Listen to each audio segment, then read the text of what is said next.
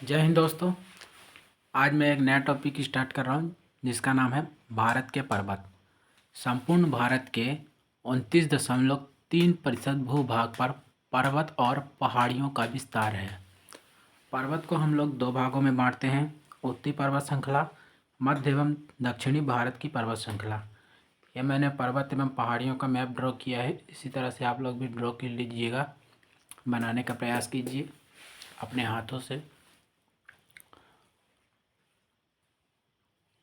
उत्तरी पर्वत श्रृंखला। उत्तरी पर्वत श्रृंखला को हम लोग समझ लेते हैं। भारत के उत्तरी सीमा पर स्थित हिमालय पर्वत युवा एवं विश्व का नया मोड़दार पर्वत है। हिमालय पर्वत श्रेणियों को आयु के आधार पर और नदियों के आधार पर समझा जा सकता है। हम लोग पहले आयु के आधार पर समझ लेते हैं, फिर हम लोग नदियों के आधार पर समझ लेंगे। दोनों पढ़ेंगे, लेकिन पहले हम स्टार्ट करते हैं आयु के आधार पर। आयु के आधार पर बृहद हिमालय को ही महान हिमालय के नाम से जाना जाता है, लघु हिमालय को ही मध्य हिमालय के नाम से जाना जाता है, शिवालिक हिमालय को ही शिवालिक हिमालय के नाम से जाना जाता है। शिवालिक हिमालय। अब हम लोग मैप में देख लेते हैं। इस तरह से कुछ हमको बनाना है। महान हिमालय हमारा ऊपर वाला है, ब्लू पेन से जो मैंने ये बनाया है पहाड़ महान हिमालय है। ब्लैक पेन से जो मैंने बनाया है इसको बोलते हैं लघु हिमालय, और जो मैंने रेड पेन से बनाया है उसको बोलते हैं शिवालिक हिमालय। अगर हमसे पूछ दे महान हिमालय की सर्वोच्चतम चोटी कौन सी है दोस्तों, तो माउंट एवरेस्ट होगा। क्वेश्चन ये भी पूछ सकता है कि महान हिमालय एवं शिवालिक हिमालय के मध्य में कौन सा हिमालय स्थित है, तो हम लोगों का उत्तर होगा लघु हिमालय। ठीक है दोस्तों, एक बार फिर बता देता हूँ आपको। महान हिमालय की सर्वोच्चतम चोटी माउंट एवरेस्ट है। अब हम एक को विस्तार में समझ लेते हैं। पहला हम देख लेते हैं, जैसा कि नाम से ही समझ में आ रहा है, बृहद हिमालय। बृहद हिमालय को ही हम लोग महान हिमालय के नाम से भी जानते हैं। ठीक है दोस्तों, अब हम लोग इसको पढ़ लेते हैं। इम्पोर्टेंट फैक्ट, इसकी औसतन ऊंचाई 6100 मीटर है। तो दोस्तों आपसे क्वेश्चन पूछा जा सकता है कि महान हिमालय की औसतन ऊंचाई कितनी है, तो 61 मीटर है। ये हिमालय श्रेणी सबसे प्राचीन है। ये भी पूछा जा सकता है कि सबसे प्राचीन सबसे प्राचीन हिमालय कौन सा है, तो हम लोग बता सकते हैं महान हिमालय है या बृहद हिमालय, दोनों एक ही चीज़ है। इसका निर्माण आज से 25 से 40 वर्ष पूर्व हुआ था। विश्व की सबसे ऊंची चोटी माउंट एवरेस्ट इसी का हिस्सा है, जिसकी ऊंचाई 8850 मीटर है। ये नेपाल में स्थित है, जहां इसे सागरमाथा के नाम से जाना जाता है। माउंट एवरेस्ट को ही नेपाल में लोग सागरमाथा के नाम से जानते हैं। ठीक है दोस्तों, हमसे ये भी क्वेश्चन पूछा जा सकता है कि सागरमाथा के नाम से किस देश में माउंट एवरेस्ट को जाना जा सकता है, हम लोग बता सकते हैं नेपाल में। ठीक है दोस्तों, अब हम लोग देखते हैं लघु हिमालय। लघु हिमालय या मध्य हिमालय शिवालिक और महान हिमालय के बीच में स्थित पर्वत श्रृंखला है। शिवालिक हिमालय, शिवालिक हिमालय को देख लेते हैं हम लोग। ये हिमालय की सबसे बाह्य पर्वत श्रृंखला है। ये हिमालय के दक्षिण में स्थित है, सबसे नवीनतम श्रेणी है।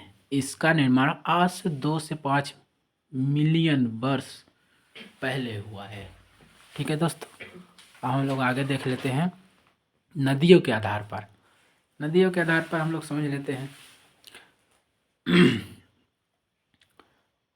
नदियों के आधार पर 4 भागों में बांटा गया है। पहला हमारा है पंजाब हिमालय, दूसरा हमारा है कुमायूं हिमालय, तीसरा हमारा है नेपाल हिमालय, चौथा हमारा है असम हिमालय। हम एक एक करके देखते हैं सीक्वेंस में।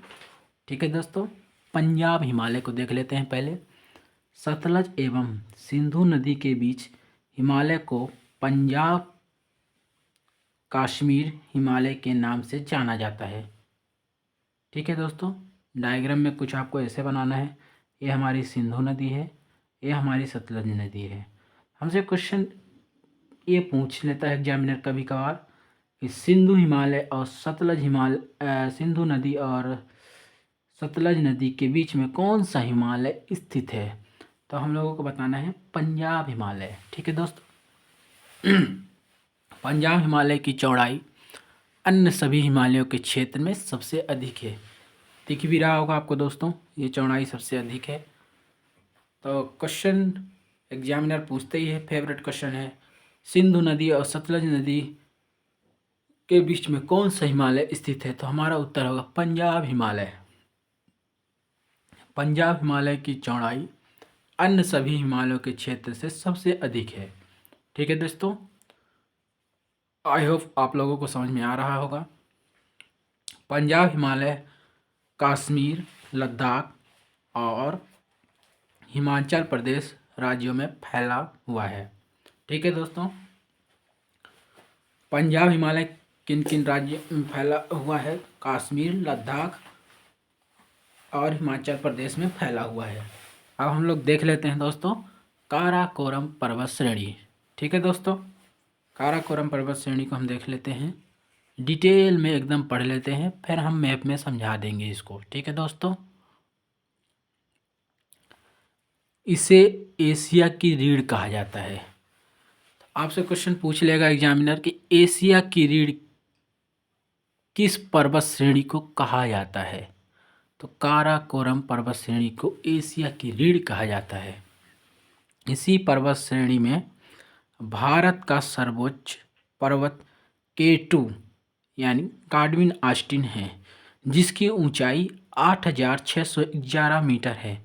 काराकोरम पर्वत को पहले कृष्णगिरी के नाम से जाना जाता है। तो हमसे ये क्वेश्चन पूछा जा सकता है दोस्तों, किस पर्वत को पहले हम लोग कृष्णगिरी के नाम से जानते थे? तो हमारा उत्तर होगा सिंपल, काराकोरम पर्वत। ठीक है दोस्तों, अब हम लोग देख लेते हैं लद्दाख पर्वत श्रेणी।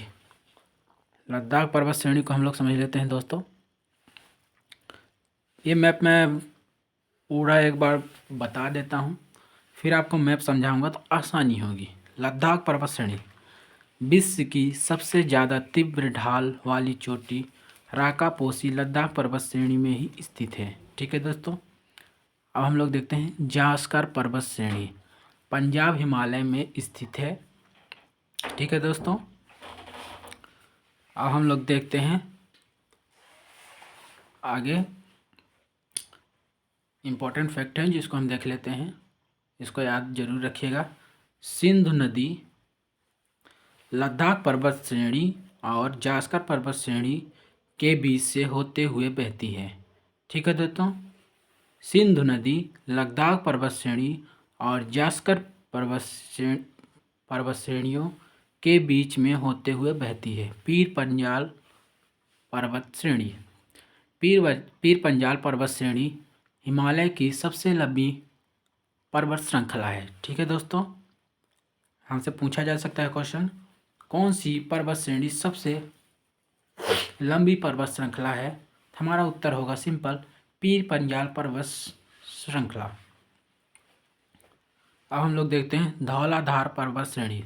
धौलाधार पर्वत श्रेणी कुल्लू घाटी और धौलाधार तथा पीर पंजाल पर्वत श्रेणियों के बीच में ही स्थित है। ठीक है दोस्तों, शिवालिक पर्वत श्रेणी, शिवालिक पर्वत श्रेणी को देख लेते हैं हम लोग दोस्तों। हिमालय की सबसे दक्षिणी की पर्वत श्रृंखला है। ठीक है दोस्तों, इसमें काराकोरम, लद्दाख, जास्कर पर्वत श्रृंखला वाला हिस्सा ट्रांस हिमालय के नाम से जाना जाता है। पीर पंजाल धौलाधार पर्वत श्रृंखला लघु हिमालय में ही स्थित है। इसी पंजाब हिमालय में जाफरन की खेती होती है। जाफरन के फूल से ही केसर प्राप्त किया जाता है। तो हमसे ये क्वेश्चन पूछ लेगा एग्जामिनर के मन में आया तो पूछ ही लेगा, इसमें कौन सी बड़ी बात है कि जाफरन की खेती किस फूल में होती, केसर की खेती किस फूल में की जाती है? तो जाफरन के फूल में की जाती है, जाफरन के फूल में होती है। तो हमसे ये भी पूछ लेगा दोस्तों, ये जो लाइन है इम्पोर्टेंट है, इसी पंजाब हिमालय में जाफरन की खेती होती है। तो पूछ लेगा जाफरन की खेती किस हिमालय में होती है? तो पंजाब हिमालय में होती है।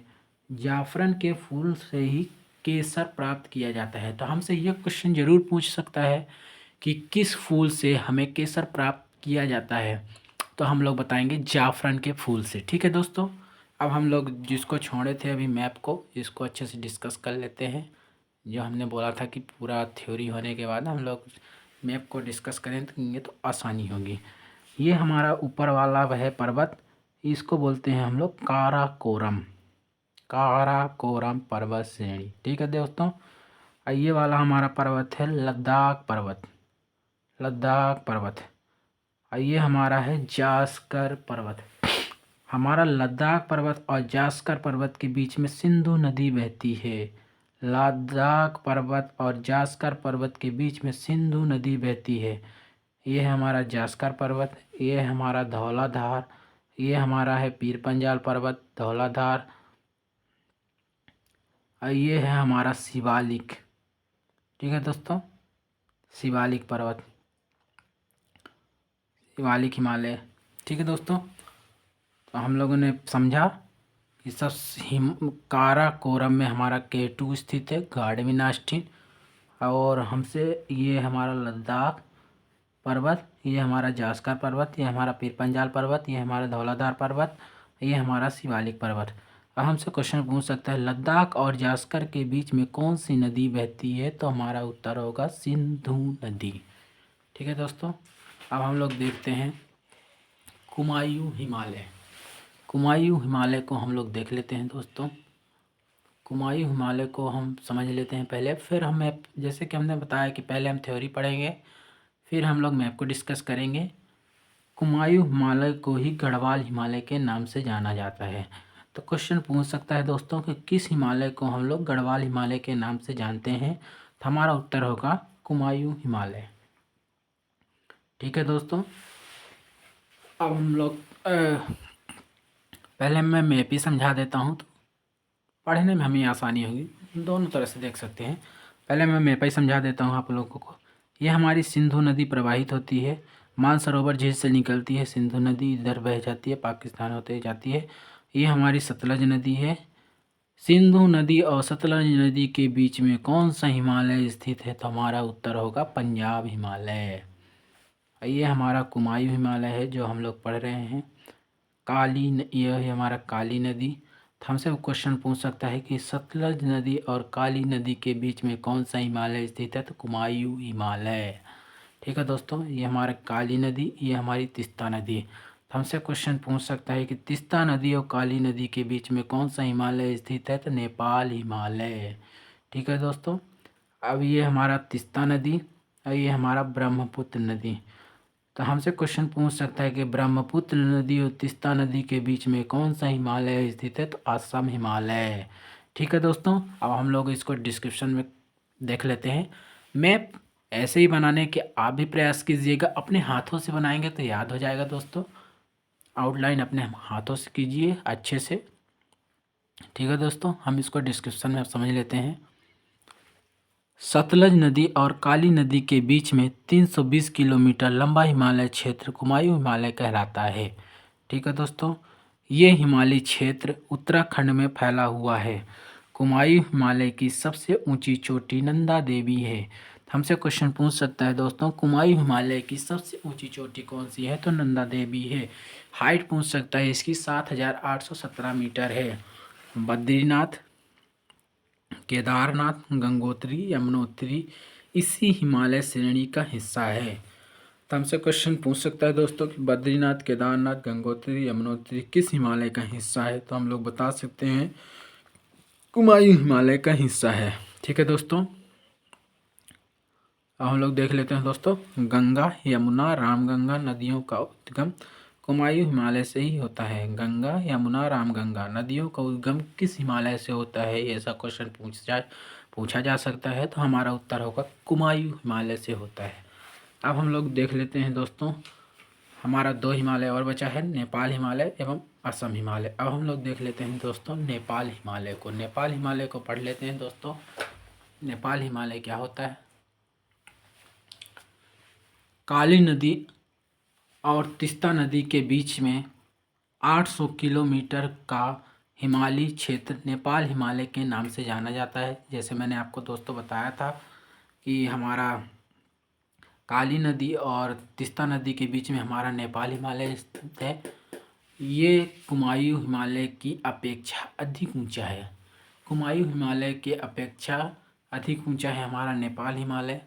ठीक है दोस्तों। इसी हिमालयी क्षेत्र में धौलागिरी, अन्नपूर्णा, मकालू, कंचनजंगा पर्वत चोटियाँ स्थित हैं। हमसे क्वेश्चन पूछा जा सकता है दोस्तों कि किस हिमालय में हमारा धौलागिरी, अन्नपूर्णा, मकालू, कंचनजंगा पर्वत स्थित है? तो हमारा उत्तर होगा नेपाल हिमालय। अब हम लोग दोस्तों देखते हैं कंचनजंगा भारत की दूसरी सबसे ऊंची चोटी है। ठीक है दोस्तों। अगर यही क्वेश्चन पूछ दे कि भारत में सबसे ऊंची चोटी कौन सी है दोस्तों, हमारा उत्तर होगा K2 गॉडविन ऑस्टिन। ठीक है दोस्तों। अगर हमसे पूछ दे कि भारत की और में का फर्क है दोस्तों, बाकी कुछ नहीं है। भारत की दूसरी सबसे ऊंची चोटी कौन सी है? तो कंचनजंगा, जिसका विस्तार भारत के सिक्किम और नेपाल में है। ठीक है दोस्तों। एक बार मैं फिर से बता देता हूँ कि भारत की दूसरी सबसे ऊंची चोटी कौन सी है? हमारा तो कंचनजंगा। और भारत में पहली सबसे ऊंची चोटी कौन सी है दोस्तों? तो हमारा उत्तर होगा K2 गॉडविन ऑस्टिन। ठीक है दोस्तों। भारत की पहली सबसे ऊंची चोटी गॉडविन ऑस्टिन है और दूसरी सबसे ऊंची चोटी हमारी कंचनजंगा है। अगर यही क्वेश्चन बोलते कि भारत में सबसे ऊंची चोटी कौन सी है, तो हमारा उत्तर होगा माउंट एवरेस्ट। ठीक है दोस्तों। अब हम लोग देख लेते हैं असम हिमालय को।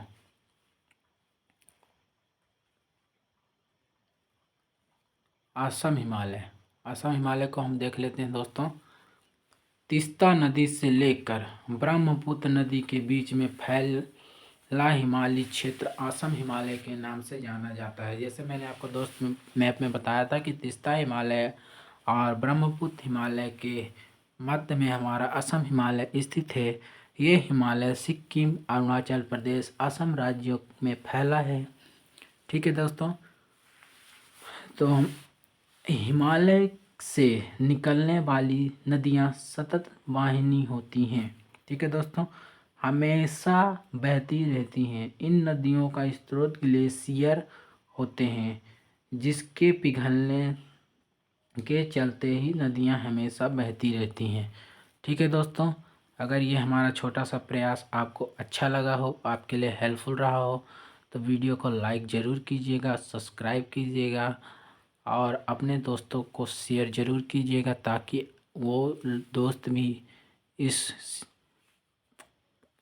मेरे छोटे प्रयास का फ़ायदा उठा सकें और कुछ सीख सकें लाइफ में। जय हिंद दोस्तों।